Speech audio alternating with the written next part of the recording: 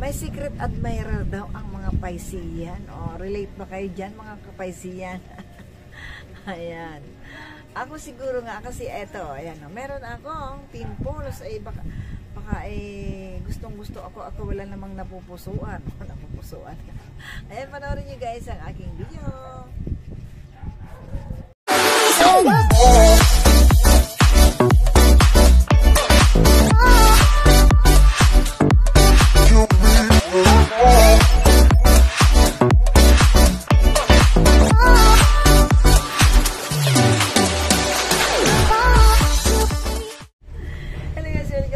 Channel, lovely Lynn guys. Ayan, I miss you all guys.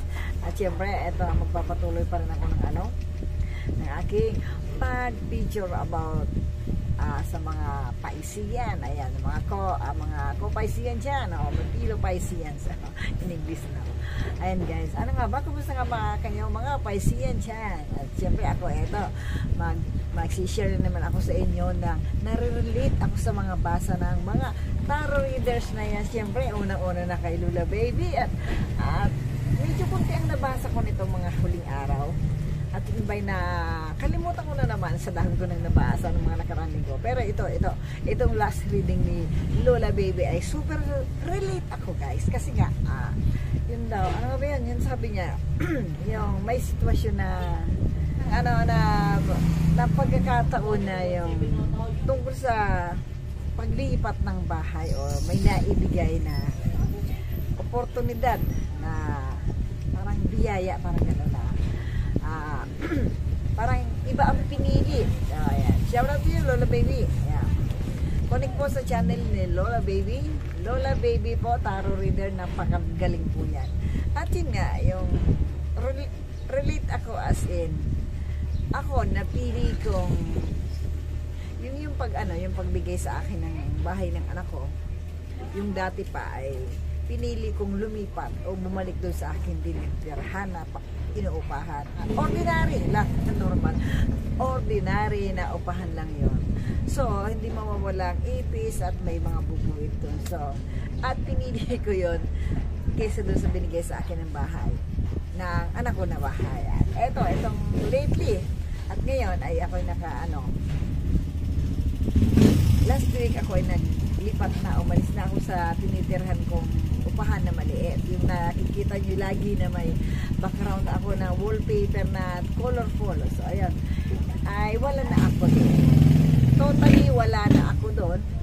Asa anak ko ng bahay ako nakatira. Nag-pimples ako guys, may na-inlove daw sa akin. Hindi ako na-inlove. Lola Baby, hindi ako na-inlove. Baka I'm sure may na-inlove sa akin. At yun nga, relate ako. Ayan, to be continue about sa paglipat ng bahay. Ayun nga ay napakahirap ang makisama. Siyempre, nandun yung gusto mo pa rin ng privacy ba?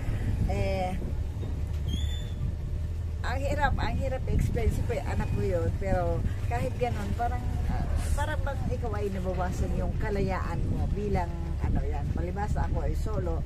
Ilang taon akong solo, parang nabawasan yung aking kalayaan.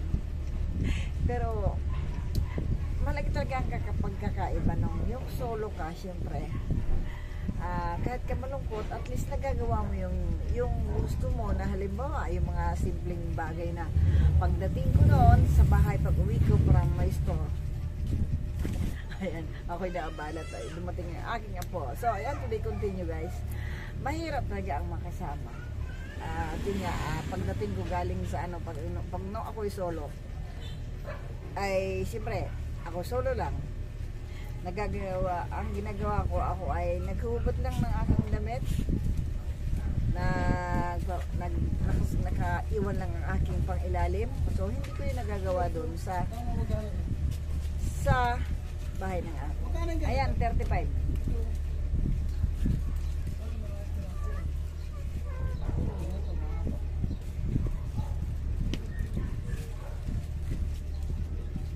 Ayan, syempre, naabala ako, may bumili naman. Ayun guys, syempre, pagka-solo mo talaga, lahat ay magagawa mo na At ganyan, syempre, ako nagbablog, nagkakanta-kanta. So, pagkakain ko, yun, gagawa ko na yung magkakanta ako, magawa ng video. Doon sa doon sa anak ko, hindi naman sa ako laging yung ayaw nga ako paghugasin ng plato ng anak ko ayaw ako paghugasin ng anak ko ng plato sa gabi. Pero syempre ako na lang din ang mayan. Kasi naawa naman ako doon sa akin. Napakahirap talaga iba, naninibago pa rin talaga ako. Parang ang inisip ko lang ay yung lambing ng anak ko na gusto niya ay nandun ako. Para naman kahit paano pag masama po yung gaya na halimbawa masama pakiramdam ay gusto niya ay nandun ako. Kung sa bagay alam ko, yun ang pagkukulang ko sa anak ko. Hindi naman siya nagangad ng kung anong mga material na bagay, ay yun ang hinahanap ng anak ko sa akin.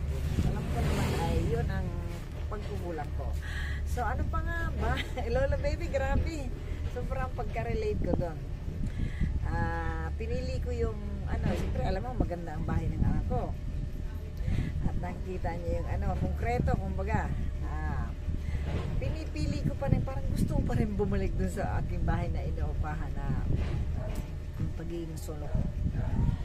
Pero yun, sinasanay ko lang din ang aking sarili na ako'y hindi na nag-iisa. At kasama na ako ng dalawa kong apo at sila. At katabi ko ang aking apo. Ayan. So ano pa nga ba? Ang sabi ng ibang tarot readers? Ayan.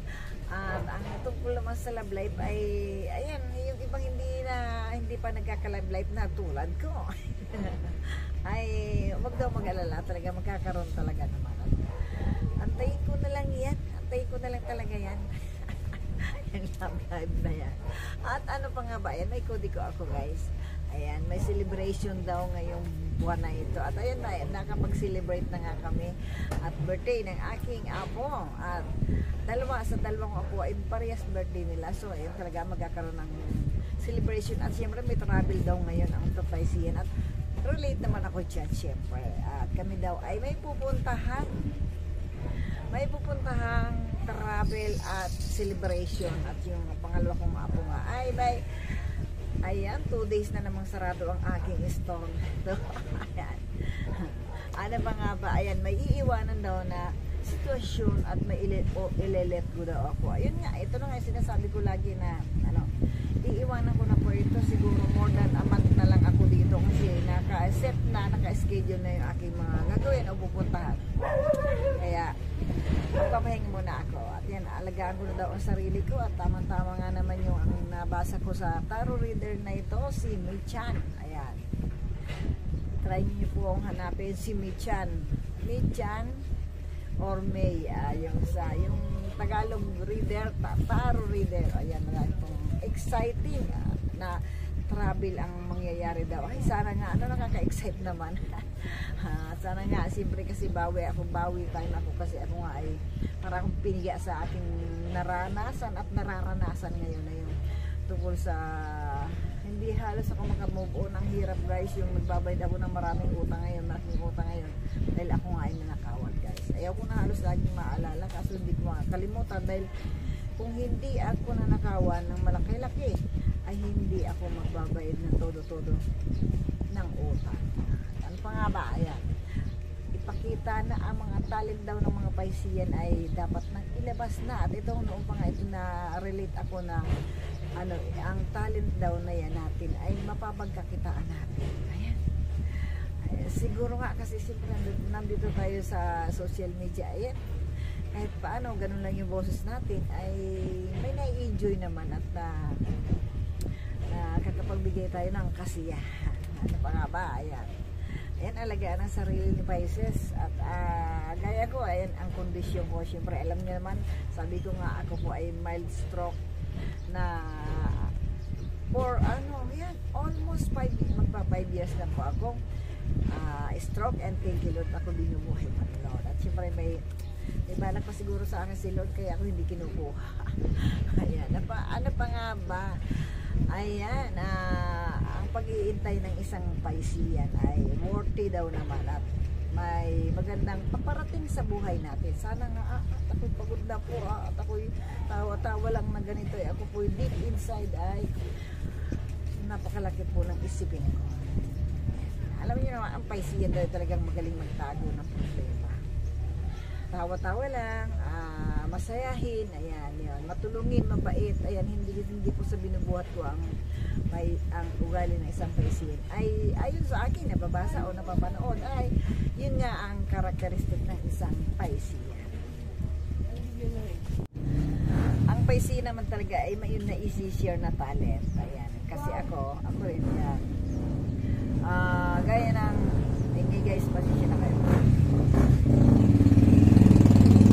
Yung mga na-share kong talent, yung mga idea o mga ano, ayan, panoorin nyo na lang po yung iba ko dyang mga videos. Ayan, yun ako na-share kong talent, yung mga idea nga, ay mga diskarte, lalo na po sa business, kahit ako po ay nagkaganito, pero meron naman ako mga alam pa na technique pagkakapirahan. Hindi ko nga lang kung nagagawa ngayon. Pero pwede nyong gawin dyan. At ayan, shoutout po sa, nakalimutan ko guys ang pangalan. May nag-iidolo pala sa akin about sa ng mga pag-repack, mga ganon. Yung mga ideya sa paggawa ng mga pagpapatubuan, kung ano yung mga pwedeng itinda na ay ako inang hinayang sa akin kasi stop na daw ako. Idol daw niya ako. Thank you naman, nakalimutan ko ang kanyang pangalan. Salamat sa iyo. Ano pa nga ba? Ayan, na-relate talaga ako din sa mga basa. At siyempre, ang Piscean daw ay huwag magmadali ngayon ng mga pagdesisyon. At ayan, minsan, ay pagdidesisyon na sana akong isang bagay ay hindi nga ako nagmadali. At mabuti, hindi ako nakapagplano ng totally na yun, doon sa plano na yun. Ay, mali ako pala. Ayan, kaya SFS lang guys. Tama ang mga tarot reader minsan at ayan, gawin natin inspiration kahit paano, gawin natin kung napapagkunan natin ng ideya, kaya ay ugaliin niyo po minsan manood ng mga ganitong mga tarot readers at para magkaroon kayo ng mga, siyempre makakaiwas tayo o magagawa natin yung kung ano yung pwedeng maiisip natin, di ba? Kasi meron tayong nabasa o napanood. Ano ba nga ba? Ayan. Siyempre may good fortune ang Piscean. Ayan. Good luck sa atin mga Piscean. May mga parating sa ating mga claim natin yan. Siyempre. No-relate sa mga Piscean daw na mga merong mga secret admirer. Ay, sino kaya yun? Kaya siguro ako yung meron guys na pimples o ayan ginagamot ko ng toothpaste ito. Yung alam nyo yung toothpaste, yung Colgate, yan. Nasa vlog ko po yan. Magaling po yan sa hindi ko lang ito nalagyan. Pero pagaling na po. Hindi ko lang nalagyan kagabi. Pero kung nalagyan ko ito magdamag po, dapat ay nalagyan nyo ng magdamagan 2 o 3 beses po sa pimples nyo. Ayan. Ayan. At least na may nakukuha ko yung idea sa akin. Ano po yan? Porbado po yan. Alam niyo salitang porbado. Yan po ay totoo. I mean. Yung toothpaste ay nakakagaling po ng pimples. Ayan, try nyo po yan pag nagkaroon kayo ng pimples. At ano pa nga ba? May kapalit ang mga nawala sa Pisces. Ay, sana nga. Talaga naman na yan. Ako'y halos masimot-simot. At sabi nga, ang mga Piscean daw ay yung nawala sa Piscean ay babalik nga. At siyempre may nawala daw tao na mahal sa buhay. Ay, totoo nga, relate ako dyan. Kasi ang tiya namin last week lang ay galing kami probinsya at nawala sumakabilang buhay na ang aming tita. Yun nga, sumakabilang buhay ang aming isang tiya na mahal namin. Nakakalungkot, diba? Ano pa nga ba? Ayan, yung ile-let go ng Pisces ay wag na daw pagtiyagaan na. Siyempre ito na nga yun, yung ile-let go ko para mawala na stress ko at ang aking mga wrinkles ay hindi madagdagan. Ano pa nga ba? May taong gustong tumulong o tumutulong sa inyo o vice versa na kayo ang tutulong dun sa taong yun. Yun ay relate ako guys. Ayan. Wala. And guys, salamat sa inyong lahat and thank you for watching. Ingat tayo.